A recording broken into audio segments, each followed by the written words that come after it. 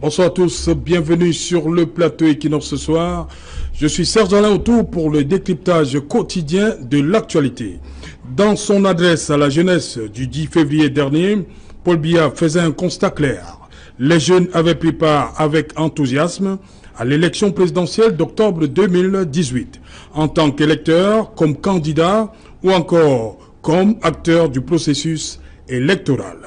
Pour Paul Biya, cette participation traduisait l'intérêt certain pour les affaires de leur pays. Pour les encourager, Paul Biya dit, je cite, « En votant, en se présentant à une élection, en étant élu, conseiller municipal ou régional, député ou sénateur, on fait de la politique au sens noble du terme. » Et il poursuit, « Si vous en avez l'ambition, n'hésitez pas à vous engager dans cette voie pour le bien de votre pays. » Fin de citation. Mais seulement, cette vision de Paul Biya se heurte à une réalité dans certaines universités d'État. Des hauts responsables de certains temples du savoir, Yaoundé 2, Soa et Tchang, en l'occurrence, brandissent l'article 9, alinéa 1 du décret numéro 01/029 du 19 janvier 1993 portant organisation administrative et académique de l'université, pour leur rappeler que l'université est un établissement laïque et apolitique. Jeunesse et politique, des recteurs font de la résistance. Madame, Monsieur, c'est le fait du jour.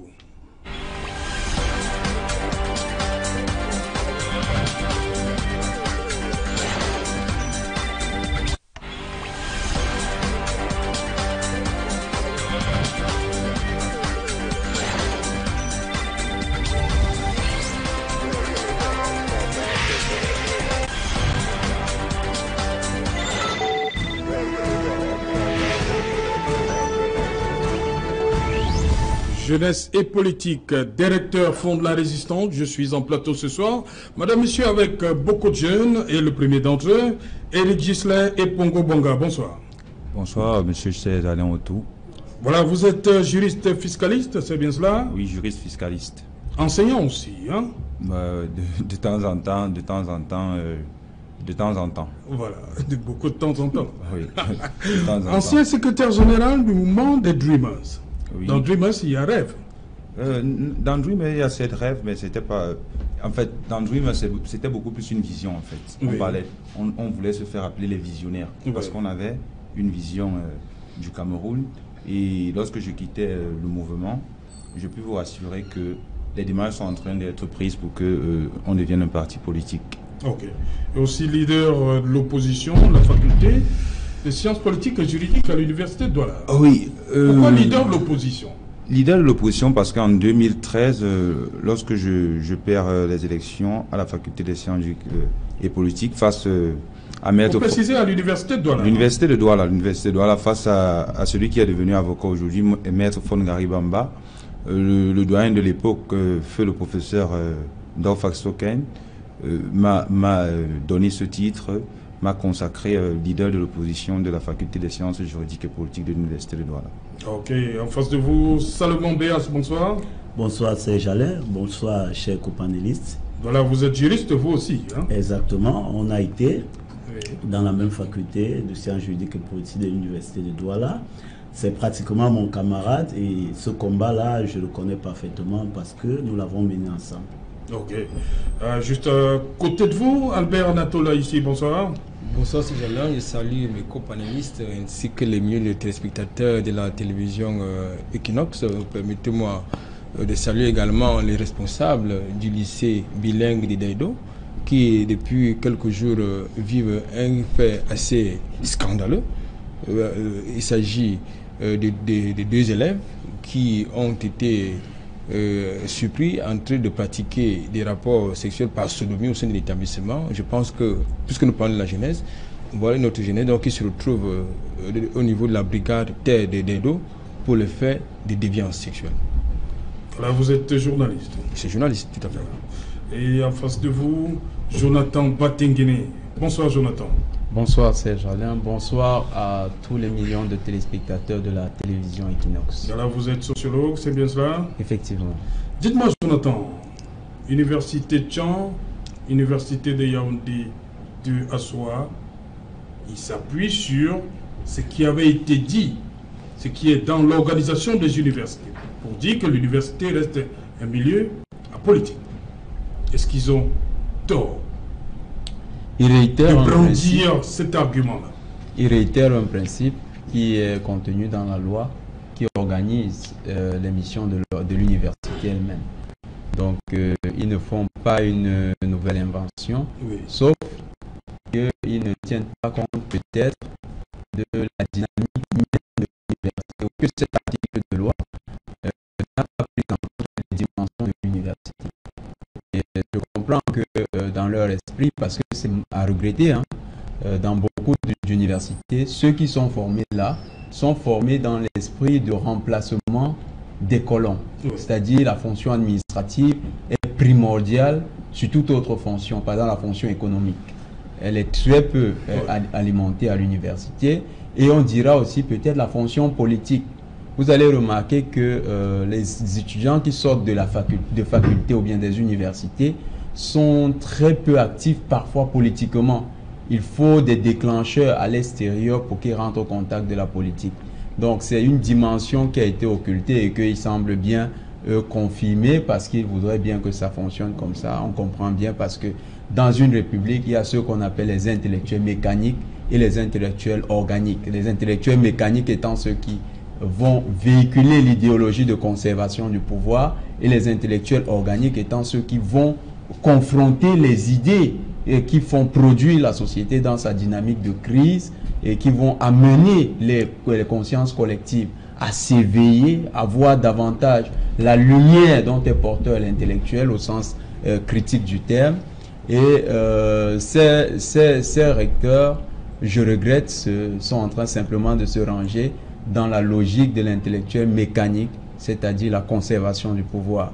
Je tiens bien à rappeler que ce n'est pas une mission de l'université que de devenir une institution politique. Cependant, en tant qu'institution qui produit la société, on devrait voir jaillir de cette institution les élites économiques, politiques et intellectuelles, donc culturelles. Oui, Salomon Béas, comment comprendre donc des universités comme les deux que nous avons citées, qui dans leur sein des facultés de sciences juridiques et politiques, comment on peut emmener, on peut comprendre qu'on empêche comme ça les étudiants de développer leurs opinions? Serge Alain, c'est quelque chose de très aberrant pour notre pays. Mais pour comprendre ça, il faudrait qu'on rentre quelques années dans l'histoire et qu'on essaie d'expliquer. Vous vous rappelez que dans les années 90, il y avait une élite à l'université de Yaoundé 1 qui était appelée élite politico-estudiantine. Cette élite-là qui participait, n'est-ce pas, aux revendications, aux propositions politiques, parce que le Cameroun courait un vent de multipartisme et de démocratie. Et à Yaoundé 1, il s'est passé un événement que tout le monde connaît avec la fameuse phrase d'un intellectuel camerounais: il y a eu 0 mort, où beaucoup d'étudiants ont été massacrés à l'université, beaucoup tués comme ça, le stigmate de ceux-là qui avaient, n'est-ce pas, l'ambition de se jeter dans la chose politique. Vous dites massacrés? Exactement, je pèse même. Loin, là. Je ne vais pas trop loin parce que j'étais petit à cette époque, oui, et j'avais dans mon entourage des aînés qui avaient eu le bac et qui se retrouvaient à Yaoundé à cette époque. Oui, oui. Ils rentraient nous raconter l'histoire. C'était la seule université, nous on était au lycée Leclerc. Exactement, c'était la seule université à l'époque. Et quand nous allons vers les années 91, on se rappelle bien que Samuel Eboa, étant comme le leader de l'opposition à cette époque, avait produit un discours disant à M. Biya, à cette époque-là, que comme le gouvernement est crispé, ils vont mener des actions parmi lesquelles bloquer l'aéroport, bloquer les écoles pour créer une certaine psychose et amener le gouvernement à abdiquer. À ce propos, M. Biya étant, n'est-ce pas, à Obala, avait produit un discours: la politique aux politiciens et l'école aux écoliers. Tout le monde connaît cette phrase. C'est après ce discours qu'en 1993, il y a donc eu cette loi qui a été votée permettant aux universités du Cameroun de ne pas être des établissements où il fait beau jeu d'avoir des opinions politiques, bloquant ainsi toute l'élite politico-administrative pourvu pour la démocratie de cette époque. L'enseignement supérieur à l'époque, c'était professeur Titus. Exactement, de ne pas développer des arguments qui puissent mettre le pouvoir en mal. Donc quand aujourd'hui, pratiquement 27 ans après, ce discours remonte en surface, ça veut tout simplement dire que le Cameroun n'a pas évolué. Et ceux qui disent que le Cameroun a évolué, face à un type de discours pareil, voient qu'ils sont dos au mur, parce que nous, les jeunes, qui avions à cette époque-là pratiquement 6 ou 7 ans, et que 27 ans après, nous nous retrouvons à vivre la répression qui s'est passée à cette époque, alors on a que nos yeux pour pleurer et pour s'offusquer. Mais je voudrais dire à tous ces recteurs, n'est-ce pas, qui pensent que ce type de message doit passer, nous devons leur dire que nous allons faire face. Nous allons leur opposer une résistance acharnée, parce que si l'université est définie, comme disait Jonathan, comme étant le temple du savoir où on développe la société, alors tous les courants qui sont susceptibles de construire la société, l'économie, le culturel, la politique, devraient se développer dans cet univers-là pour former des hommes qui soient capables, dans la vie active, de constituer des contrepoids, peut-être en politique, face aux régimes dictatoriaux, comme dans lesquels nous vivons, où la liberté d'expression, de réunion, de manifestation ne sont pas les choses que notre démocratie accepte. Ok, Éric Ghislain, faculté de sciences juridiques et politiques, mais on interdit de parler de politique, faire de la politique, en fait, entre guillemets. Oui, permettez-moi déjà de rappeler ici une célèbre citation. Oui. De qui? Je pense que c'est le roi du Maroc. Oui. Le roi du Maroc. Léopold II. Non, Léopold II, au Zaïre, oui. Lorsqu'il disait à... De Belgique. Voilà. Voilà. Roi belge, lorsqu'il disait tantôt, je nomme la politique est comme l'agriculture.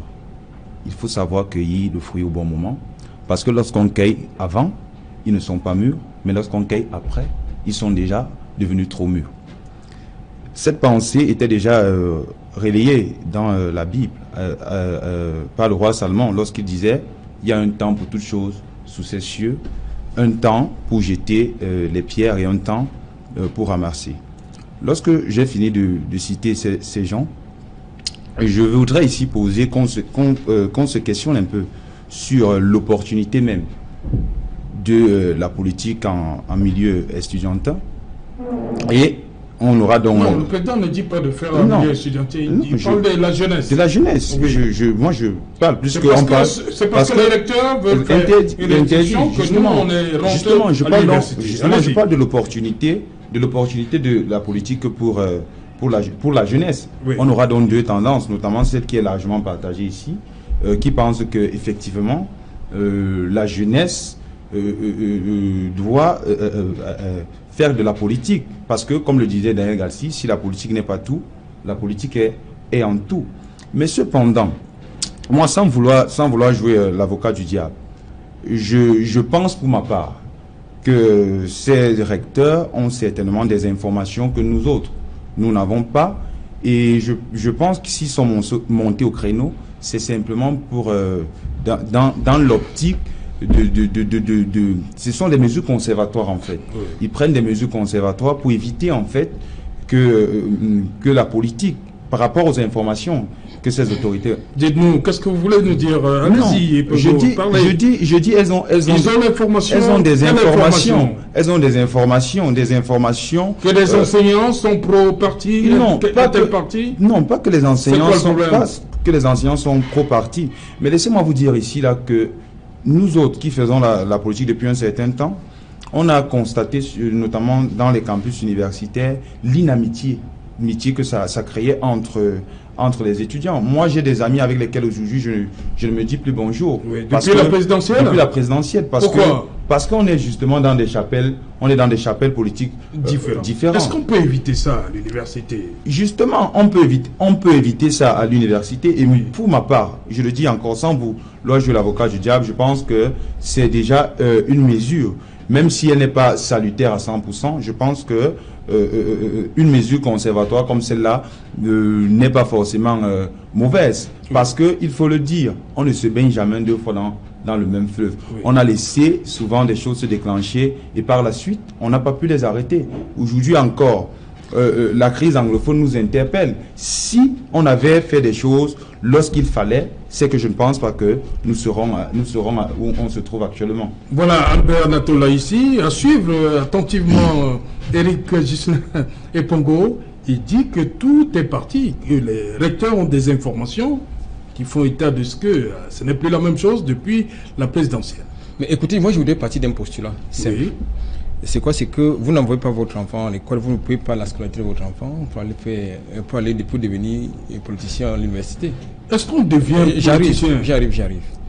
C'est pour dire quoi? C'est pour dire que il existe au sein des universités camerounaises et ailleurs des organisations d'animation. Si on peut nous enseigner la Sciences Po dans les universités, ça ne veut pas dire que les universités, de mon point de vue, doivent devenir des réservoirs de formation politique. Je pense que les décisions prises par les deux recteurs, notamment l'université de Tchang et de Soie, il s'agit de mon point de vue des décisions tout à fait... La décision a été signée par le vice-recteur, non par le recteur. Dans tous les cas, c'est un qui l'a signé par ordre, donc c'est le recteur. Oui. Donc, ceci étant, je pense que c'est tout à fait normal que l'institution universitaire ne devienne pas un réservoir du militantisme politique, que ce soit la politique noble ou que ce soit la politique politicienne. Écoutez, ces jalons autour, je pense de mon point de vue que quand on est déjà dans le campus universitaire, il y en a qui ont la maturité militante, c'est-à-dire qu'ils ont la possibilité de faire un choix, même si à l'intérieur de ce campus-là, de cette université-là, ils ne peuvent pas adhérer soit à un parti X ou Y. Je crois que la meilleure façon, n'est-ce pas, d'exercer ses talents de militant ou de politicien, c'est dans le cadre d'une formation politique légale. Ça ne devrait pas se faire à l'intérieur du campus. Tout simplement parce que on y va là, le professeur Titus Sedouan en 93. On y va parce que on se forme, on est à la recherche du savoir. Maintenant, nous sommes dans la théorie, il y a aussi la pratique, mais la pratique dans le cadre en tant que politicien, si vous voulez, ça se passe dans les formations politiques. Et je crois que c'est le rôle des partis politiques de former les gens qui ont les ambitions de devenir politiciens. La question de fond aussi, en tout cas, j'ai une préoccupation fondamentale. C'est quoi? C'est que dans le contexte camerounais, lorsqu'on parle de politique, d'homme politique, ça renvoie à quoi? Puisque ce que nous sommes en train de faire autour de cette table, c'est de la politique. Est-ce que nécessairement il faut que on nous donne les outils de militantisme à l'intérieur d'une université qui nous consacre le statut d'homme politique? Je ne pense pas du tout. Je crois que moi je ne peux pas envoyer, je ne peux pas payer la scolarité de ma fille, de mon fils pour aller à l'université uniquement parce qu'il doit pouvoir s'exercer dans la politique. Puisque, comme je l'ai indiqué tantôt, il a déjà, du moins s'il a choisi la faculté des Sciences Po, ça veut dire qu'il a les outils académiques. Maintenant, sur le terrain, il a d'autres outils pour pouvoir s'exercer dans ce cadre-là, si c'est ce qu'il a choisi. Mais je crois également que, et c'est ça le problème, parce qu'aujourd'hui, lorsque je regarde, nous observons le paysage politique camerounais, je ne sais pas si nous pouvons à proprement parler des hommes politiques. Parce que j'ai observé ce qui s'est passé lors de la dernière élection présidentielle à laquelle vous avez évidemment fait allusion. J'ai très peu vu des hommes politiques à proprement parler, je veux dire au sens noble du terme. Donc, je crois que il faut donc que les universités puissent prendre en main la formation politique de la future élite politique ou administrative du Cameroun, ça devrait être dans un contenu bien précis, les formations politiques s'occupant du reste. Ok. Restons un temps soit peu sur le discours du président Biya. Salomon le disait tantôt, il a dit au Bala, la politique aux politiciens, l'école aux écoliers. Mais aujourd'hui, le 10 février 2019, il dit n'hésitez pas à vous engager dans cette voie. Comment comprendre cette évolution dans le discours de Paul Biya? Bon, c'est un très bon référentiel. Oui. Le référentiel, c'est le discours de celui qui impulse la politique, qui gouverne cet État, au Cameroun.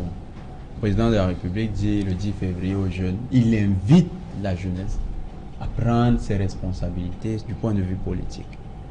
Et le recteur, quelques jours plus tard, vient nous dire non à l'université. Non, c'était même avant le discours. Disons, parce que celui de Tcham, c'était le 4 février. Donc en fait, la vision du président vient annuler celle des recteurs. Alors, elle vient annuler. Mais il y a d'abord un fait. Elle annule, mais oui. Il y a d'abord un fait. C'est que ces recteurs... Est-ce que le président dit, comme dit Albert Anatola ici, moi je vais comprendre, hein, faire la politique à l'université. Il leur demande de faire de la politique. Et ça se fera à l'université, ça s'est toujours fait à l'université. Maintenant, je veux revenir dans le fait. Oui. La politique, c'est quoi? Parce qu'on en a parlé... se fait comment à l'université? Justement, on en a parlé jusqu'à présent. Les recteurs sont obligés de brandir cette disposition du règlement. La politique en tant qu'étiquette d'un parti politique à la conquête du pouvoir souverain, c'est-à-dire la présidence de la République ou bien au Parlement, c'est dans les partis politiques. Dans tous les pays, c'est comme ça. Seulement, la politique se fait à l'université. La politique en tant qu'une conquête de l'influence dans une sphère donnée. Ça peut être dans les conseils d'administration, ça peut être les associations d'étudiants. Il y a de la politique sur le campus. Moi, j'ai assisté il y a quelques jours à une fraude électorale au niveau des votes du président de la faculté, des étudiants de la faculté.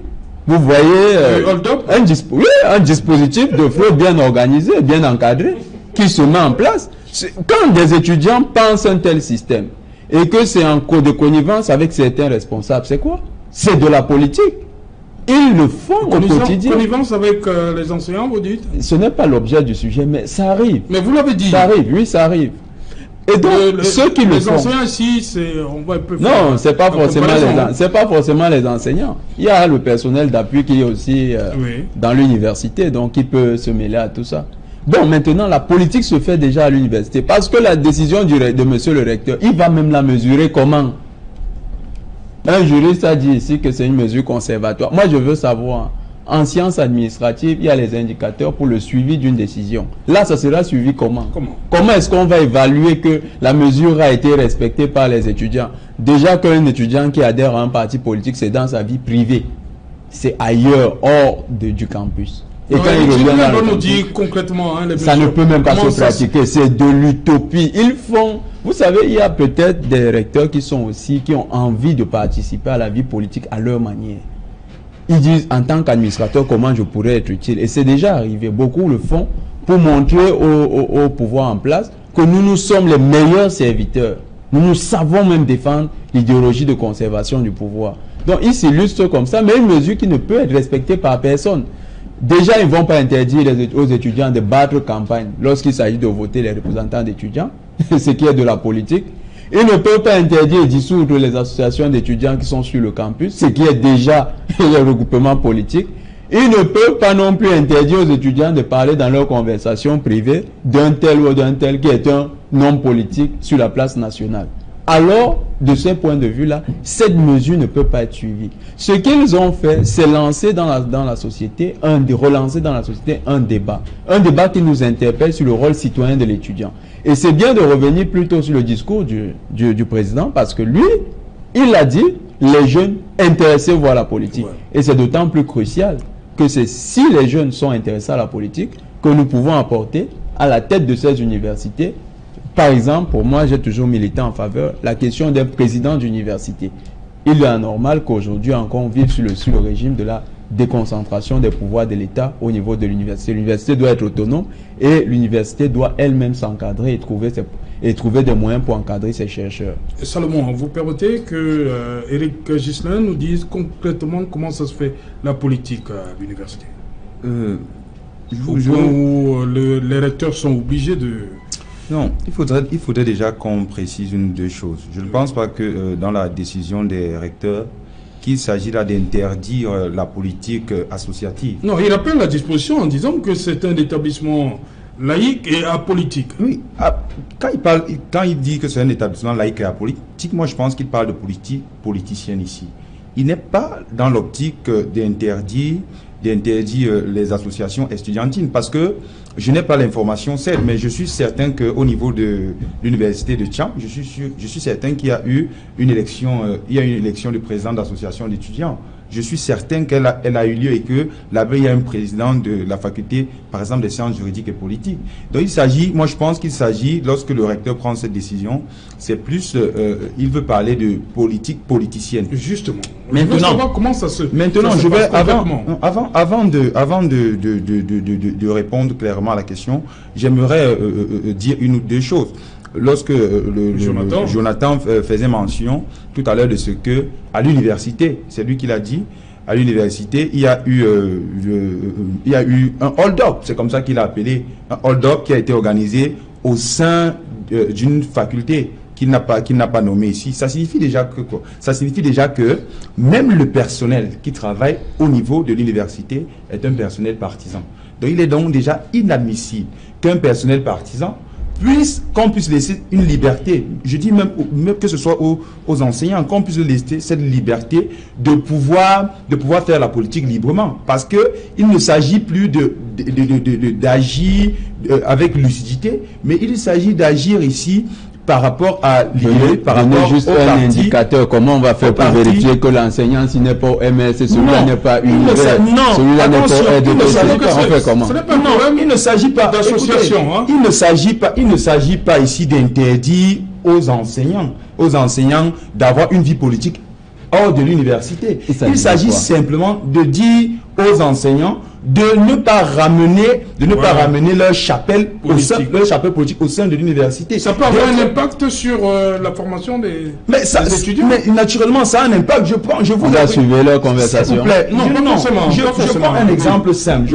C'est lui qui l'a dit tout à l'heure. Il a fait mention de ce que il y a une fraude organisée par des enseignants et par un personnel. Ça signifie quoi? Ça signifie que même au sein de l'université, on n'agit plus de manière libre. Ça signifie qu'il y a des clans, laissez-moi appeler ça comme ça. Mais comment voulez-vous que, si on constate qu'il y a déjà ces clivages, il y a ces clans, qu'on laisse cette liberté aux enseignants, qui forcément, parce que l'enseignant va influencer forcément l'étudiant. Ça c'est clair. Mais comment est-ce qu'on va donc laisser un enseignant ramener sa chapelle politique au sein de l'université? Il peut battre campagne à l'extérieur, personne ne viendra dire monsieur ne battez pas. Non, moi je pense plutôt que il s'agit là d'interdire une politique politicienne. Okay. Moi je pense que c'est dans ce sens que va la mesure du recteur. Salomon, vous avez bien fait d'évoquer ce qui s'est passé à Yaoundé, à l'université de Yaoundé au début des années 90. Il y a eu des noms mythiques. Symphotoncam du général Chouakov, c'était une époque. Est-ce que c'était de la politique? Est-ce que leur revendication avait un lien avec la politique? C'était pas les conditions des étudiants? L'amélioration? Je vais vous dire. Parce que le discours du ministre de l'enseignement supérieur, alors, professeur Titus Edouard, on avait comme l'impression que ce n'était pas ça. La politique tire sa vie dans l'exercice de ses idées et de ses opinions. Dites-moi comment on peut bloquer les idées ou les opinions d'un individu. Ce n'est pas possible. Et quand vous commencez à avoir des idées, des opinions, et que vous voulez les exercer, que ce soit sur le domaine économique, social, culturel, et si ces opinions touchent le domaine public, ou alors l'exercice du pouvoir, ça devient de la politique. Et effectivement, quand un étudiant est formé, il est formé pour impacter sur sa société. Il est formé pour apporter son savoir, pour apporter des contradictions, que ce soit sur la façon de fonctionner de l'institution dans laquelle il se trouve, ou alors d'apporter des propositions sur le mauvais fonctionnement de ce système. Il devient un danger. Non, c'est pas un danger, je veux en venir. Ou d'aller même à l'extérieur, pourquoi pas critiquer la politique, n'est-ce pas, du chef de l'État sur la vision de l'enseignement. C'est faisable et ça mérite même d'être fait. En réalité, comme nous avons, comme Jonathan venait de le dire, des intellectuels, il a utilisé un terme mécanique, qui sont adulés à chanter des coqs et des louanges propres à un chef. Certains se qualifient même comme étant des créatures. Alors, ils n'acceptent pas la contradiction. C'est là le problème. Je vais vous prendre un cas de figure assez simple. Voilà mon camarade qui est à ma gauche. J'ai fait l'université de Douala pendant 5 ans. Je ne suis jamais allé aux toilettes. J'ai appris l'esprit de loi de Montesquieu, le professeur Janvier Onana, en première année. Il parlait de ce document. Jamais je ne l'ai trouvé dans la bibliothèque de l'université de Douala. A contrario, on trouvait des documents qui datent de l'époque de Mathusalem. Et quand dans notre organisation, l'association des étudiants, vous faites des propositions allant dans le sens de proposer à l'élite estudiantine de fournir la bibliothèque en documents actuels et actualisés qui permettent à l'étudiant d'avoir un savoir contradictoire qui peut s'exporter au-delà des frontières, alors vous devenez un problème. Quand vous pouvez critiquer la politique de l'université sur la position peut-être des toilettes, peut-être des bonnes fontaines, ou la vétusté peut-être des infrastructures, alors vous devenez un opposant. Je pense que c'est cette vision de la société que ces partisans de M. Biya ont. Ne pas permettre qu'il y ait une contradiction. Et c'est parce qu'il y a un manque de contradiction que 30 ans, 40 ans, 50 ans après, l'université de Douala emprunte toujours les locaux de l'école supérieure des sciences économiques et commerciales. Il connaît en première année, nous étions 3500. Moi, j'étais un peu, parce que je suis entré à l'université, étant un peu vieux. Mais pour les enfants de 16-17 ans, c'était un calvaire absolu. Voyez-vous une université au 21e siècle, où on faisait la première année, cet amphithéâtre-là, on l'appelait ça, le gymnase, c'est toujours là. On pratique encore la première année là-bas. Donc vous voulez qu'après vous détruisez? Non. Ce que je veux dire, c'est qu'on s'assoit toujours au sol. Oui. Les mêmes bancs sont là. Quand il pleut, l'air amène le vent, ça mouille les cahiers. La vérité, c'est ça.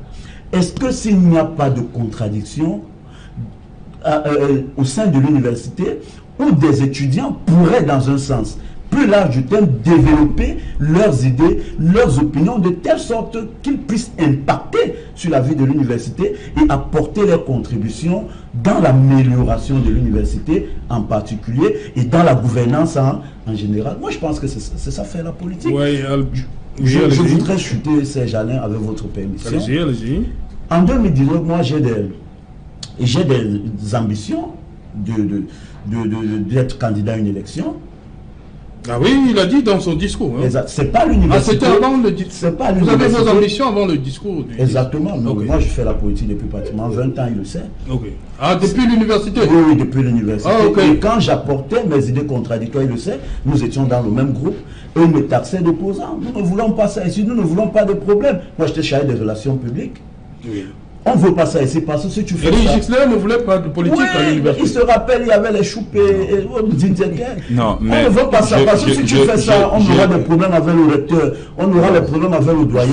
Moi, j'avais déjà cette vision-là de critiquer les choses parce qu'il était inadmissible qu'à une certaine dimension, nous ayant eu des tablettes, étant à une époque du numérique, qu'on ne soit pas capable d'apporter des limites à un système qui est déjà dépassé. Et Albert Natal, vous permettez que Éric Gixler réponde? Juste pour dire une ou deux choses. Déjà, lorsque on était dans le même bureau, j'étais un simple membre de ce bureau. Lui, il avait un poste au niveau de l'exécutif. Mais je peux dire ici que le président, qui était à l'époque, qui est aujourd'hui commissaire de police, était un garçon extrêmement critique. Je dis extrêmement critique. Ah, il est à la police maintenant. Je dis il est commissaire de police. Il s'est même marié, ça fait 2 ans. Il est commissaire de police. Okay, c'est bien. Il était extrêmement critique vis-à-vis des institutions. Maintenant, mon cher camarade a fait mention de ce que... Maintenant, il comprend les institutions. Non, il est resté dans sa posture. C'est un homme vraiment intègre. Là, je dis, c'est un homme assez intègre. Okay. Vraiment. Maintenant, il a fait mention de la bibliothèque. Je peux dire ici, pour avoir utilisé la bibliothèque de l'université de Douala, dans le cadre de mon mémoire de master de fiscalité, que cette bibliothèque n'est certes pas garnie, mais pour les ouvrages dont il a fait mention, on les trouve depuis longtemps dans... Peut-être après son départ. Non, hein? Je viens parce que je peux dire ici avec certitude que je doute fort que mon cher camarade à cette époque était détenteur d'une carte d'étudiant. Non, vous n'allez pas nous dévoiler vos problèmes. Non, c'est pas parce que j'ai été. Vous ne pouvez pas dire qu'il n'avait pas de carte. Il n'avait pas de carte. Comment vous pouvez être dans un exécutif d'une association d'étudiants? Non, on ne va pas le faire. Puisque le préalable à participer à une élection, dans une association étudiantine. Non, quand je parle cadre étudiant, j'ai voulu parler de cadre de bibliothèque. J'ai voulu parler de cadre de bibliothèque. Oui, vous n'aviez pas une carte de bibliothèque. Comment vous le savez? Oui, parce que je peux vous mettre au défi ici là de me donner les conditions pour avoir une carte de bibliothèque à l'université. Si je vous donne les non, je sais que vous ne. Non, mais je vous dis, c'est pas le problème. Je vous le dis. Donc vous êtes sûr que si on va à l'université de Douala, je vous le dis, pour avoir fait un master 2 en fiscalité qui date en 2015. J'ai utilisé cette bibliothèque. Mais je ne veux pas. Non, je ne veux pas. Non, je ne veux pas accepter. Non, je ne veux pas accepter. Et pour la gouvernement. Le problème n'est pas d'accepter. Le problème, c'est la vérité. Non, je crois que je suis votre aîné académique. Oui. Donc quand vous dites que je suis votre aîné académique. Je vais vous expliquer. Non, je suis votre aîné académique. Il faudrait déjà le savoir. Je vais vous expliquer. Donc quand vous le dites, c'est pas très vrai. Soyons honnêtes déjà. En réalité. Soyons honnêtes, je le dis. La bibliothèque de l'université de Douala, elle n'est certes pas garnie, mais elle a quand même des ouvrages utilisables. Ok. C'est ce qu'il faut retenir. Merci Albert Anatola ici. Avant qu'on ne passe à des cas en dehors de nos frontières nationales. Moi, un peu sorti du Cameroun. Parler de ces étudiants-là qui sont devenus des grands leaders politiques. Allez-y d'abord. Non, je voudrais d'abord regarder quelque chose. Il ne faut pas que M. Béas nous ramène dans des débats de gouvernance et des problèmes structurels de l'université par rapport à la thématique du soir. Maintenant, lorsque le président de la République convoque, je veux dire, invite la jeunesse à s'engager en politique, de quelle jeunesse parle-t-il? Parce qu'il faut déjà évacuer également ce préalable, ou c'est inconnu, si vous voulez. Il s'agit, j'imagine, de la jeunesse militante. Il ne s'agit pas de la jeunesse estudiantine. Ça, c'est important de le préciser. Non, donc maintenant, vous permettez, ayez la courtoisie de m'écouter, M. Béas. Il ne s'agit pas de la jeunesse estudiantine. Comme je l'indiquais tantôt, moi, je ne peux pas payer la scolarité de mon fils ou de ma fille parce qu'il doit pouvoir prendre les outils de militantes ou de militants à l'université. Parce que, comme nous l'avons également indiqué sur ce plateau, il y a dans les universités des associations qui permettent justement aux étudiants de pouvoir s'imprégner des premiers outils de militants, si vous voulez. Maintenant, pour revenir à l'essentiel de la thématique de ce soir, je pense qu'il est intéressant que justement que les jeunes s'intéressent à la politique. Je pense qu'ils ont même attendu que le président de la République les invite à s'intéresser à la politique. Il dit justement qu'il a fait un constat. Ça veut donc dire que les jeunes se sont déjà émancipés. Oui. Nous avons vu comment ces jeunes-là, pour la plupart, il y a M. Espoir Matomba, Kabal Lebi, pour ne citer que ces deux-là, qui sont très jeunes, et on les a vus. On a vu comment ils sont mobilisés sur le terrain. On a vu les jeunes qui constituaient leur état-major politique dans le cadre de la campagne qu'ils ont battue. Maintenant, si nous sortons hors du Cameroun, nous avons un cas assez particulier, celui qui se faisait appeler le général de la rue en Côte d'Ivoire, monsieur Charles Blé. Ça veut dire qu'il a pris les outils au sein du campus, et il a également pris son aura à l'intérieur du campus pour transporter ces outils dans la rue. Je pense que c'est à partir de l'université, il a eu certainement les outils, mais il faut aussi dire qu'il faut pas, on ne devient pas politicien par métier, il y en a qui le deviennent par vocation. Ok, j'allais justement, j'ai dit, on va sortir un peu du Cameroun, on va parler du cas de Charles Blé Goudé et Guillaume Kikbafori Soro, qui ont été à la FESI, Fédération estudiantine et scolaire de Côte d'Ivoire, qui aujourd'hui, je crois qu'ils ont fait leurs armes à l'université. Effectivement. Les armes de politiciens. Oui, en se frottant surtout au mentor qui était Laurent Kodou Gbagbo, parce que Laurent Gbagbo c'était un syndicaliste. Et les syndicats existent dans tous les campus, même au Cameroun. Donc les étudiants, pour généralement apprendre à bien militer, ont besoin de côtoyer ceux qui ont une expérience. Et cette expérience-là sur les campus est parfois véhiculée par ceux qui sont les syndicalistes. Quand vous côtoyez les syndicalistes... enseignants syndicalistes. Les enseignants syndicalistes, vous apprenez... Faut pas oublier, hein, ils sont d'abord enseignants. Oui, ils sont enseignants et puis ils sont syndicalistes. Ils vous transmettent la méthode de combat parce que c'est un combat administratif, c'est un combat sur les règles et parfois hors des règles. Donc c'est un combat... Eric, c'est un danger. Hein, non, Eric est juste en train de se parfaire dans son intellectualisme mécanique. Donc, quand il va devenir un professionnel des intellectuels mécaniques, il sera peut-être à un poste de responsabilité. Mais il fait un constat, il dit ce qui se passe, il dit ce qui est. Hein, Jonathan? Il dit, mais c'est difficilement mesurable. Parce qu'il dit que c'est une mesure conservatoire. Vous êtes quand même d'avis qu'il y a des enseignants qui ont un impact sur leurs étudiants? Les enseignants ont toujours eu un impact majeur sur leurs enseignants, sur leurs étudiants. Il y a une coloration politique particulière. La coloration politique n'influence pas trop l'étudiant. L'étudiant même parfois est plus critique. Il peut aimer l'enseignant, ne pas aimer son parti politique. Oui. Ça, c'est deux choses qu'il faut dissocier. Maintenant, mesurer l'implication des étudiants dans la vie politique, c'est impossible. Est-ce qu'à l'entrée du campus, on va mettre les vigiles pour surveiller qui a une carte de parti politique? Et en plus, je peux avoir la mienne que je garde à la maison. Comment savoir que quand j'en... Et est-ce qu'on va mettre un système d'écoute sur le campus pour écouter toutes les conversations d'étudiants? Quand vous allez à la cantine, vous voyez des étudiants qui parlent. Et ils parlent politique. Il est arrivé plusieurs fois que moi, sur le Mont des Oliviers, j'ai croisé des groupes d'étudiants qui parlaient politique. Voilà. Et ces étudiants-là, comment on va faire? On va venir leur dire, quand vous parlez politique, sortez du campus. C'est ça? Non, je pense qu'il faut être un peu plus sérieux quand on parle de la politique. Les éléments qui viennent violer ces droits du citoyen ne devraient pas être encouragés. Parce que c'est d'abord un droit d'expression. C'est un droit de choisir son appartenance à une mouvance politique. Maintenant, le campus, je suis d'accord, c'est pas un lieu pour faire le marketing politique. Ça, c'est autre chose. Et sur ce point-là, on ne peut pas me montrer un exemple qui a été violé au Cameroun. Aucun parti politique, durant les élections présidentielles, n'allait battre campagne sur le campus. Bien sûr, si ça s'est fait, ce serait peut-être le parti au pouvoir. Parce que là, c'est plutôt les ponts du régime qui sont parfois les responsables, qui travailleraient là avec des étudiants qui sont sur les campus. Mais dans les partis au pouvoir, c'est presque impossible. C'est presque impossible.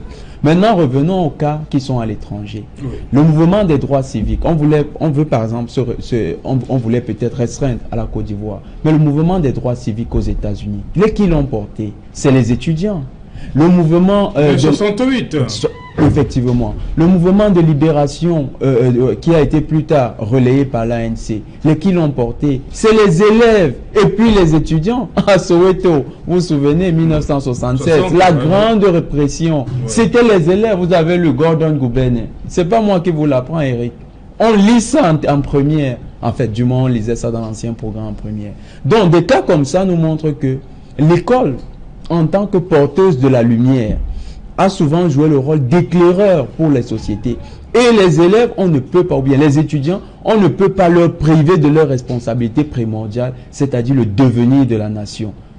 Nous avons l'habitude, chez nous par exemple, avec le leader Cabral, il aime dire que la jeunesse ce n'est pas le futur, c'est le présent d'une nation. Donc si cette jeunesse est le présent de cette nation, ça veut dire que cette jeunesse doit être responsable du point de vue de l'avenir et des conditions même de construction de cet avenir. Le président de la République, quand il disait « j'ai constaté », il faisait effectivement le constat qu'il y a eu des grands meetings qui ont été organisés avec un candidat qu'on appelait Cabral. Et il a vu à la télé. Certains des membres du parti au pouvoir disent que c'est au terme du meeting de la cité SIC que le président a enjoint ses plus grands lieutenants en leur disant « allez à Douala me faire un truc qui ressemble à cette affaire. Ou du moins, organisez-moi quelque chose qui va me faire oublier que j'ai vu ce jeune faire ce genre de choses. » Et c'est ce que nous disons aux jeunes.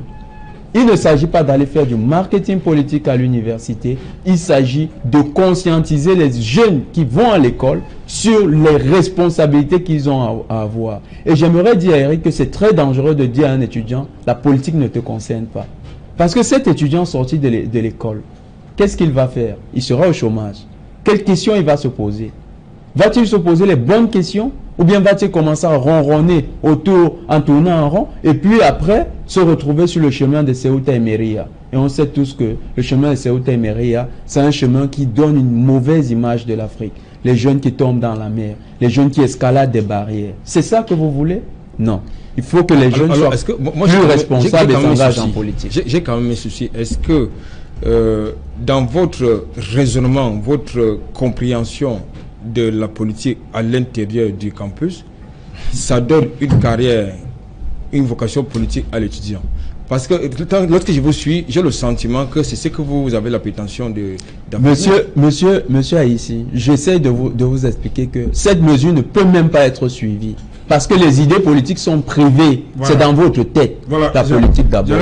J'allais justement demander à Éric Ghislain, l'université, oui. C'est un laboratoire, on foisonne des idées. Comment on peut arriver à contenir tout ça? Comment? Nous sommes d'accord. Oui. Nous sommes d'accord que l'université reste un laboratoire. Oui.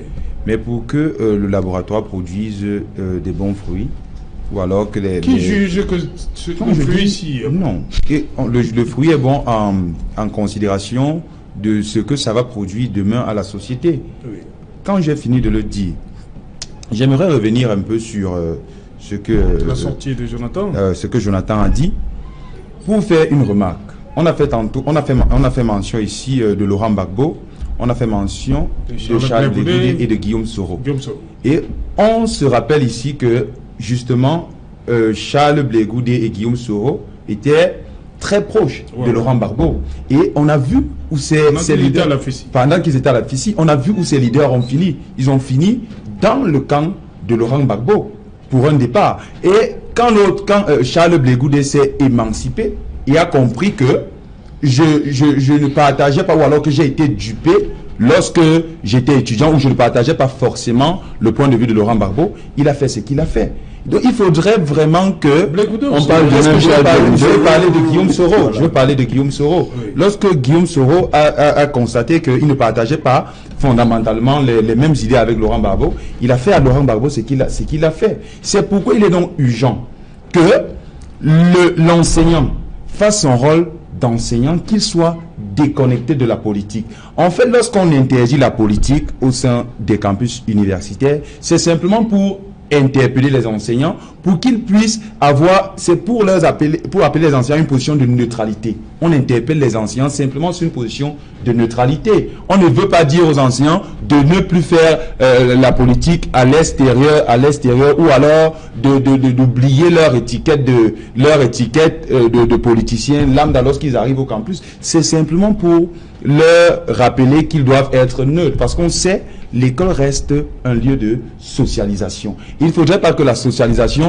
se fasse dans l'intérêt d'un parti politique ou dans l'intérêt d'un individu. Il faudrait que la socialisation se fasse dans l'intérêt de l'État. Ça, c'est l'interpellation, parce qu'on a constaté malheureusement que certains enseignants faisaient plutôt une socialisation en considération de leur chapelle politique, oubliant le devenir même de la nation. Okay. On est dans une nation et il faudrait que la socialisation se fasse dans le cadre de l'émancipation de l'émergence de cette nation. Je veux justement poser la question de savoir comment ça se concrètement un enseignant peut vous développer. Non, comment ça se passe? Il faudrait simplement regarder un peu l'actualité. Je vous dis, moi je suis régulièrement au campus.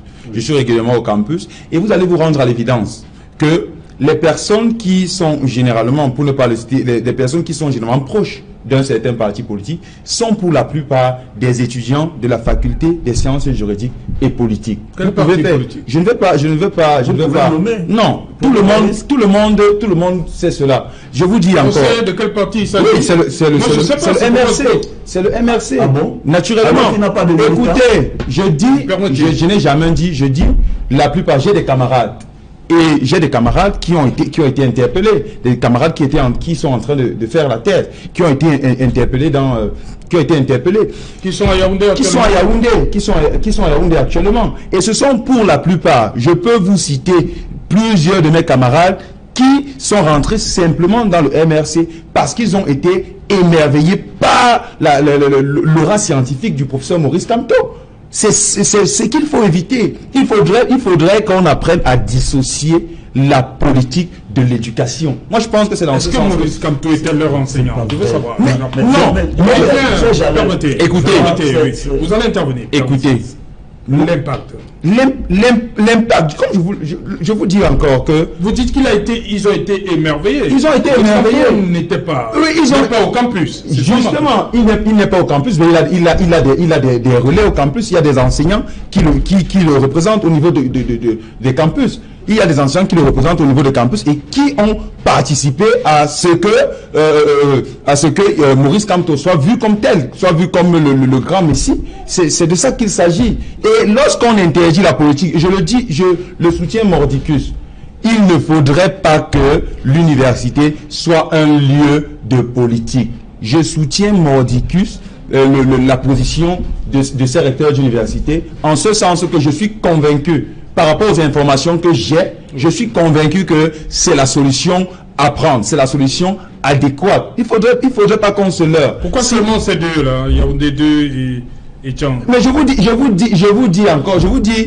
dis par rapport aux informations. Je vous l'ai dit tantôt. Je vous l'ai dit par rapport aux informations qu'on a. Il était urgent pour ces recteurs, en ce moment précis, d'interdire la politique dans ces campus. Vous faites bien de poser la question. Pourquoi ce n'est pas dans tous les autres campus? Vous connaissez la forme de l'État du Cameroun. On est dans un État unitaire, décentralisé, avec une forte connotation dans la pratique de centralisme. Vous pensez que le président de la République peut faire un discours et que des universitaires, s'il n'y a pas une information derrière, puisse mettre à mal la décision du chef de l'État dans ce Cameroun-ci, un État qui fonctionne tel qu'on sait? Je vous le dis, par rapport aux informations qu'on a, il était urgent qu'à ce moment précis, que ces universités soient interdites de politique. Et seulement, franchement, je suis un peu déçu. Pas déçu de mon camarade étudiant, mais déçu de savoir qu'un intellectuel, peut-être je voudrais emprunter votre terme, un intellectuel, parenthèse mécanique, parce que je finis par prendre ce concept-là au sérieux, parce que ça se vérifie. Quand quelqu'un qui est allé au temple du savoir à l'université dit que pour lui, on doit déconnecter l'éducation d'un étudiant des aspects politiques, je ne sais pas, c'est hallucinant. Je ne sais pas si les gens écoutaient ça. C'est d'autant plus grave que c'est un juriste. Et en sciences politiques, c'est encore grave. Le leader peut être charismatique. Vous mettez ça où? Le charisme. Je voudrais arriver. Est-ce que le charisme, permettez s'il vous plaît. Permettez s'il vous plaît. Vous avez parlé du rayonnement. Je voudrais arriver. Franchement, ça me désole un peu et ça me fait mal. Ok, parce merci. On va revenir. Hein. On comprend la passion que ça s'entraîne sur ce plateau. Bonsoir Cédric, on revient à vous. Bonsoir Cédric Nouffelé. Bonsoir Serge Alain, bonsoir à vos invités. Voilà, le 20h, c'est dans un instant Cédric Nouffelé. Qu'est-ce que vous avez préparé pour nous aujourd'hui? Les propos du président Alassane Ouattara, président de Côte d'Ivoire, continuent de susciter une vague de réactions sur le continent africain, malgré les assurances qu'il apporte sur les garanties du franc CFA comme une monnaie qui stabilise les économies des pays africains. Vous suivrez son homologue ghanéen qui n'y croit pas un mot et appelle les pays utilisant le franc CFA à réviser les accords de coopération monétaire avec la France. Nous en parlerons dans ce journal. Nous évoquerons la situation des droits de l'homme concernant un Camerounais placé en détention provisoire depuis plusieurs années. Son jugement n'a pas du tout avancé et son histoire, évoquée sur les réseaux sociaux, a enflammé le débat sur la justice et son inhumanité au Cameroun. Nous en parlerons dans ce journal. Nous évoquerons également concernant la situation économique de la capitale de Douala, capitale économique du Cameroun, avec les travaux routiers. Vous le savez, plusieurs axes routiers sont dans un piteux état. Nous ferons un point focal dans le 3e arrondissement de Douala. C'est à suivre dans ce journal. Voilà, Cédric Nouffelé va développer une fois de plus pour nous tous ces titres dans le 20h. Quant à moi, je vous retrouve après pour Equinox Soir. Deuxième partie, le temps du débrief. Ce sera toujours en compagnie de nos 4 invités.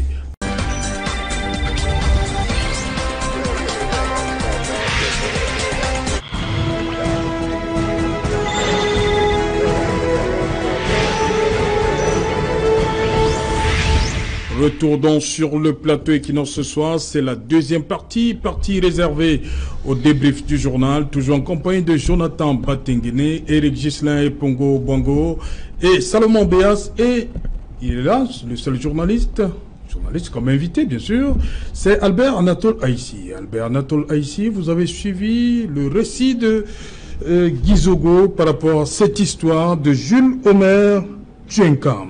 qu'est-ce que vous avez ressenti? Le ressenti de l'homme d'abord. Écoutez, en tant que justiciable, en tant que citoyen, je suis tout simplement révolté. J'ai lu cette histoire sur les réseaux sociaux et ce qui m'amène à comprendre qu'il s'agit tout simplement d'un abus de fonction, d'une autorité administrative du côté d'Akulu-Linga. Département d'Union. Voilà, tout à fait. Il y a 10 ans. Et puis, ça traduit tout simplement, justement, les travers de notre système judiciaire. Je me rappelle que lors de sa mise en application, en 2006, le nouveau code de procédure pénale, qui est actuellement pratiqué, consacrait que la liberté provisoire soit la règle et la détention préventive l'exception. Nous sommes donc surpris que de manière récurrente, vous avez des individus qui n'ont rien à faire derrière les barreaux, qui s'y retrouvent. Et je crois qu'il s'agit là de garanties de représentativité. Absolument. Je pense que lorsque parce que ce nouveau code de procédure pénale avait deux objectifs majeurs. Le premier objectif majeur avait pour consistait à régler les questions de lenteur judiciaire. Aujourd'hui, on se rend compte que ce n'est pas un problème résolu. Ça consacrait également, ça consistait autant pour moi également, n'est-ce pas, à régler les problèmes de surpopulation carcérale. Comme je l'indiquais tantôt, lorsque vous avez un domicile connu et que vous remplissez les garanties prévues par les dispositions de ce nouveau code de procédure pénale, vous devez comparaître libre. Maintenant, demain, c'est la rentrée, l'audience solennelle de la rentrée de la Cour suprême. Je pense qu'il s'agit là d'un problème qui doit être, qui arrive à point nommé et qui doit véritablement interpeller, n'est-ce pas, le ministre de la Justice, le ministre d'État, ministre de la Justice, garde des Sceaux, pour qu'ils comprennent que, franchement, les attentes qu'avait suscité le nouveau code de procédure pénale, malheureusement, n'ont pas été atteintes jusqu'à ce jour. Et je vais aller plus loin en indiquant que ce justiciable, de mon point de vue, doit pouvoir porter plainte en réparation. Parce qu'il s'agit Il faut déjà qu'il soit dehors. Il faudra qu'il soit dehors, même étant à l'intérieur. Même étant à l'intérieur, la loi lui autorise, lui donne le droit de poursuivre cet administrateur civil parce qu'il s'agit au départ d'une garde à vue administrative. Parce que c'est ça qu'il s'agit au départ. Il s'agit d'une garde à vue administrative qui, même si dans le process, on lui a fabriqué une histoire où on allait casser chez lui, on allait perquisitionner. Chez lui, on a trouvé, soi-disant, des trucs pas très catholiques. En fait, il s'agit des montages. Bon, je pense que de ce point de vue, il va devoir demander réparation. Ok. Jonathan Batenguele, face à cette histoire, 10 ans quand même, sans jugement, c'est énorme. Hein? Nous avons là en face un cas qui nous fait sortir de la spéculation philosophique sur la question des droits de l'homme au Cameroun et du respect de ces droits particulièrement. Donc ce cas interpelle la plus haute institution, d'abord le président de la République, sur l'état des droits de l'homme qui a longtemps été décrié au Cameroun. Mais ça interpelle aussi notre justice pour que nos magistrats voient à quel genre de dérive on peut parfois assister lorsque certains administrateurs trop zélés se rendent coupables de violation de ces droits-là. Maintenant, c'est un cas qui peut être réparé au niveau même simplement des institutions judiciaires. Le procureur de la République peut déjà délivrer, il a un acte qu'il peut délivrer, qui permet de faire sortir le justiciable et le prévenu et lui permet de se défendre en liberté. Maintenant, il faut que la demande soit introduite par ses avocats. Je crois que c'est la procédure à suivre. Mais seulement, il faut s'alarmer parce que ce cas qui est répertorié, qui n'est pas nouveau, et que comme ça, il y a d'autres personnes qui sont dans les geôles et qui sont victimes de ces abus-là ou bien dans des situations qui sont carrément similaires. Et si le Cameroun, soit c'est déjà près de 60 ans après son indépendance, en est encore à ce niveau, c'est vraiment à décrier. Il faudrait que nos autorités prennent la mesure des choses. Seulement, nous savons une chose. Dans un État comme le nôtre, où le régime est très fort, il est plutôt de bon ton qu'on retrouve ce genre de cas. Donc, si nous décidons de rester véritablement dans le respect de la Charte africaine des droits de l'homme dont nous sommes signataires, mais aussi de traité des Nations Unies qui garantit la liberté des droits de l'homme et du citoyen, nous devons tout faire pour que désormais les administrateurs, d'ailleurs, les décisions d'exception qui existent au niveau des administrateurs leur soient retirées dans certaines conditions et ne soient utilisées que dans des situations vraiment exceptionnelles, c'est-à-dire en cas de violation réelle ou bien de menace réelle de l'ordre public. Donc Jonathan, vous voulez qu'on revoie certaines... Oui, il faut revoir certaines... il faut revoir certaines prérogatives. Ce droit de prendre un citoyen lambda pour des problèmes de call-box, parce que ça c'est un problème de call-box. Problème de crédit de communication. Voilà, c'est crédit de communication, l'envoyer pour simplement... Alors que cet administrateur ne lui a jamais payé cette facture. Voilà, simplement, j'imagine, il est venu lui demander ça de manière en le harcelant tous les jours. Il se dit, bon ben, il faut quand même prendre des galons, il faut avoir une magnanimité quand tu me demandes ça. Non, c'est regrettable. Il faut enlever ce pouvoir spécial là à ces hommes. Et là, vous jetez un pavé dans la barre, là, Jonathan. C'est important, Serge Alain. Oui. La liberté est très importante dans un État. Ce genre de situation, quand ça se multiplie, ça crée des frustrés qui deviennent des révoltés et qui demain peuvent être des acteurs de violence dans la scène publique. Donc, pour ne pas avoir des comment je dirais, conflictuosité.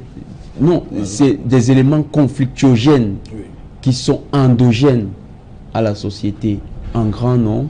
Il faudrait limiter la capacité de restriction des libertés qu'ont les administrateurs civils. Ok, Salomon Béas, 10 ans comme ça là, sans... Comment on en ressort? Si, parce qu'on annonce pour le 21 une audience.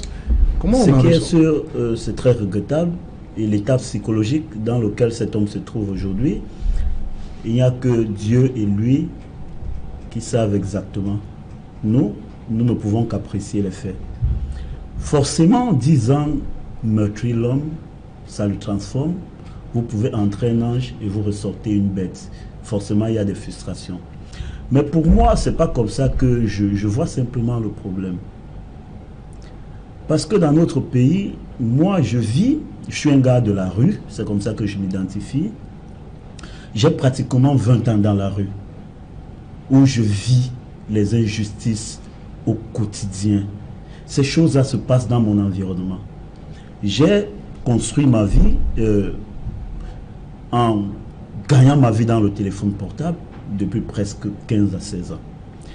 MTN Dubaï et Ancien Troisième sont des niches de certains administrateurs et de certains hommes en tenue qui utilisent la naïveté des gens pour les estorquer de l'argent et parfois les jeter en prison quand ceux-ci veulent se rebeller. C'est des cas patents que moi je vis au quotidien et c'est pour ça que je dis la justice est rendue au nom du peuple. Et c'est le peuple qui détient la justice. Pour moi, ce qui me dérange, c'est que face à des choses comme ça, quelle est la position de la société camerounaise sur le plan global? Quand il y a des choses comme ça qui se passent individuellement, est-ce que chaque Camerounais se sent meurtri? C'est de ça qu'il est question.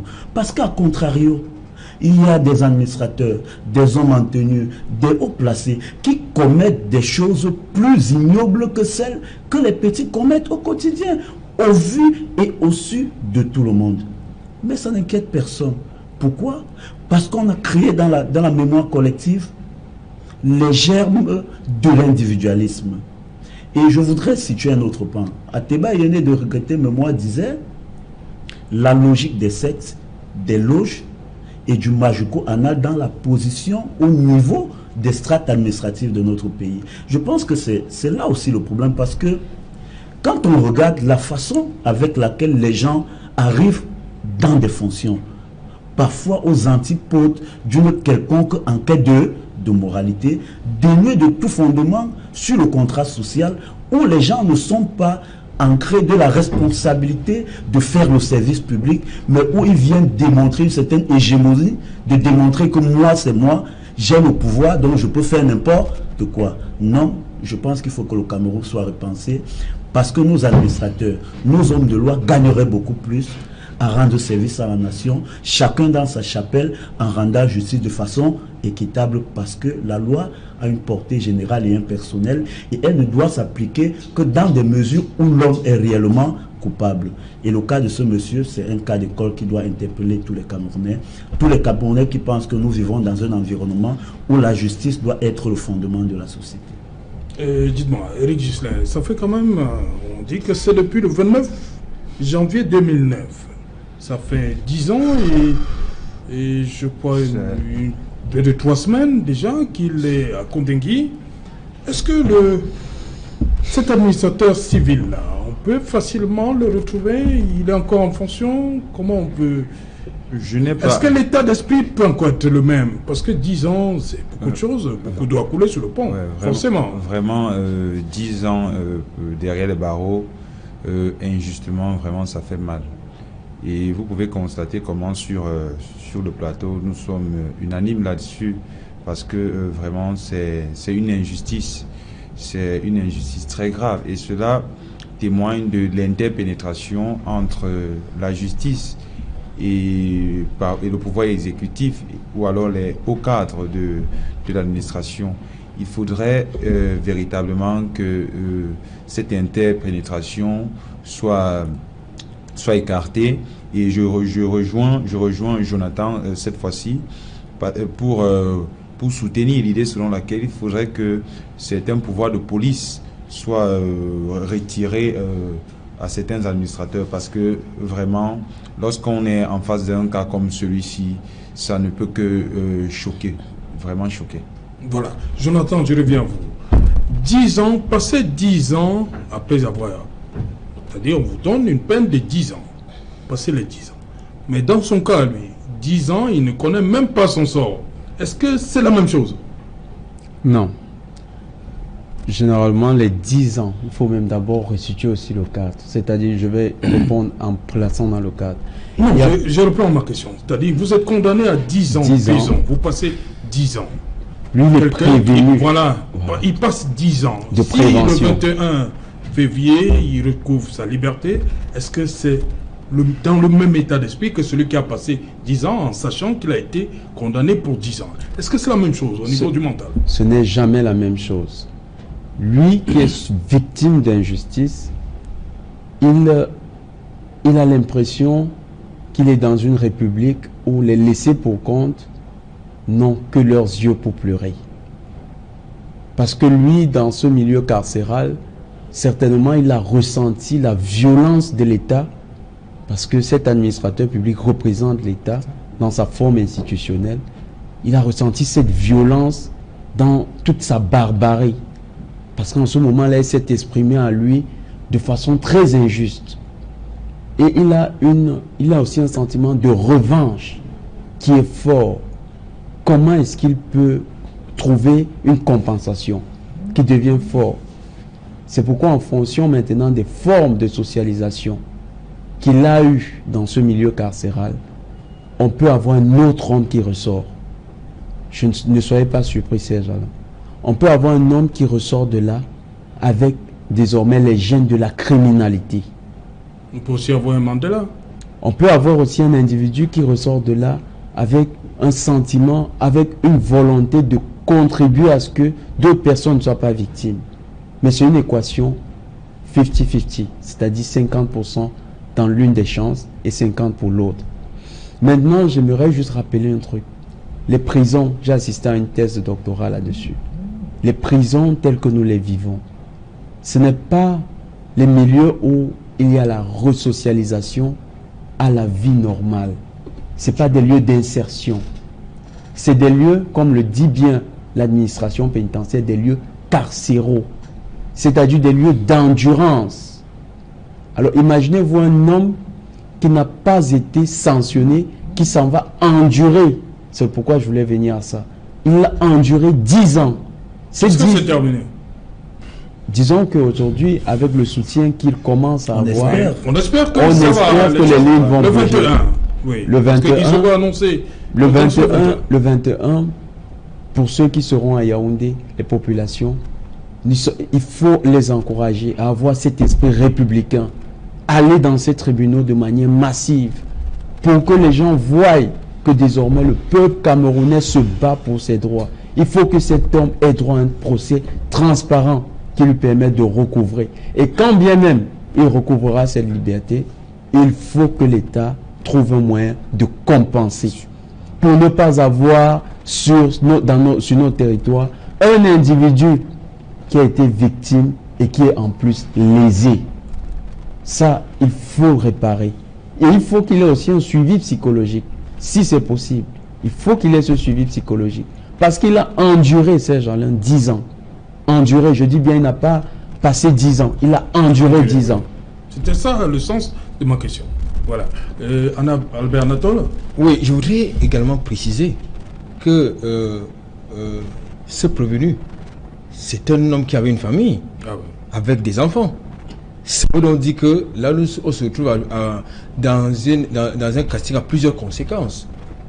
Alors, et dans le récit, je ne vous coupe pas, dans le récit de David Deboutou, il dit que son fils aimerait faire magistrature. Absolument, parce que pour réparer, parce que tout à l'heure nous tous nous parlons d'une injustice, d'un abus d'autorité. C'est-à-dire que lorsque nous revenons sur l'histoire, sur la chronologie des faits, si vous voulez, c'est un monsieur qui vend, qui gagne sa vie dans la vente des crédits de communication. Oui. Il a l'habitude que ce soit les fonctionnaires de police, de gendarmerie ou des habitations civiles, ils viennent prendre le crédit de communication chez lui à crédit. Oui. Et parfois, c'est ça a des montants. Le crédit de communication à crédit. À crédit. Oui. C'est de ça qu'il s'agit. Oui. Il est important que les téléspectateurs le sachent. C'est-à-dire qu'il leur donnait de temps en temps les crédits de communication à découvert, pour parler comme pour utiliser un terme savant. Et cet administrateur principal non seulement il avait une ardoise qui n'était pas épongée, il a sollicité à nouveau un découvert. Et c'est devant le refus de ce prévenu que ce monsieur, ce administrateur, décide d'organiser ce que nous avons, j'ai indiqué sur ce plateau, à savoir que il organise une sorte de perquisition, entre guillemets, dans le domicile de ce monsieur, et où on a trouvé, entre guillemets également, des objets illicites. C'est de ça qu'il s'agit. Finalement, le prévenu se retrouve donc derrière les barreaux et pour rien. Moi, je pense que ce monsieur... Mais est-ce que le fait même de trouver ça, ça fait que vous passiez 10 ans sans jugement? Mais écoutez, c'est révoltant. Écoutez, c'est révoltant. Il faut revenir à la question que vous avez posée tantôt à Jonathan. Oui. Écoutez, c'est quand même extraordinaire. 10 ans avec un statut de prévenu. Attendez, en plus si c'est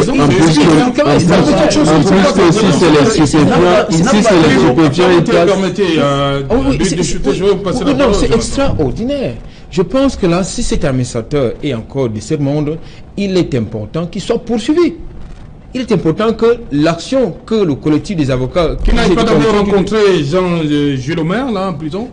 Non, je pense qu'il est important. Qu'il lui ait rendu visite quand même. Hein? Non, mais qu'il lui ait rendu visite ou pas, il doit payer pour l'injustice qu'il a commise. Mais il n'y a pas d'amitié à faire là. C'est important. Il n'y a pas d'amitié à faire. Il peut pardonner, c'est aussi une issue. Oui, dans tous les cas, dans le sens du droit. Oui. Dans le sens du droit, le pardon, c'est à la convenance du prévenu, mais dans le sens du droit, cet administrateur doit être poursuivi. Okay. Si on prend rien que les stupéfiants, si c'est pour ça qu'il est poursuivi, les stupéfiants, c'est en flagrant délit qu'il va aller. Et le flagrant délit, c'est moins de 5 ans de prison. Donc, qu'est-ce qu'il aurait commis comme crime don supplémentaire? Est-ce qu'il a giflé les gendarmes? Est-ce qu'il a... Même s'il aurait giflé les gendarmes. Non, on peut faire comme aux États-Unis, on prend le délit, on ajoute les peines au prorata des délits commis. Non, on peut dire que c'est comme ça qu'ils se sont comportés. Mais est-ce que c'est ce qui s'est passé? Si ce n'est que la consommation de stupéfiants, eh bien, qu'on le sanctionne pour. Mais s'il est resté 10 ans, ça montre quand même que là, il y avait une volonté de nuire. 10 ans sans jugement. 10 ans étant condamné, il n'a pas eu de condamnation. C'est ça, c'est une volonté manifeste de le nuire. Sans aucune condamnation. Juste un abus d'autorité, parce que quelqu'un se tape le torse en disant je sais tout faire. C'est de ça qu'il est question. Ça c'est clair. Et c'est pour ça que j'ai dit nous vivons ça tous les jours. pour moi qui suis sur le terrain, je vois ça tous les jours. Je constate ces faits au quotidien. Les Camerounais sont meurtris tous les jours à cause de ces faits. C'est pour ça que moi je dis, les Camerounais doivent être sensibles au collectif. Il ne faudrait pas qu'on dise, parce que c'est ton affaire, alors ça ne m'intéresse pas. C'est pour ça au fait que, puisque les gens ne sont pas intéressés sur le collectif, alors on peut arriver à tout moment et imputer à chacun n'importe quoi. Il faut que les Camerounais soient solidaires. La justice est à la base du fonctionnement d'une société. Quand un citoyen a le sentiment qu'il n'y a pas de justice, alors on est dans un état de jeûne où n'importe qui peut développer n'importe quoi comme idée et arriver à des fins inimaginables. Ok. Merci. Merci, cher monsieur, d'être venu. C'est nous, qui vous remercions. Voilà, madame, monsieur, c'est ici que prend fin ce numéro Equinox Soir. Rendez-vous demain dès 19h pour un autre numéro. Vous ne serez pas déçus de regarder Equinox Soir demain. Rediffusion 23h GMT, il sera minuit à Salémoa, Paris-Bonnet. Nous sommes dans le département du Mongo.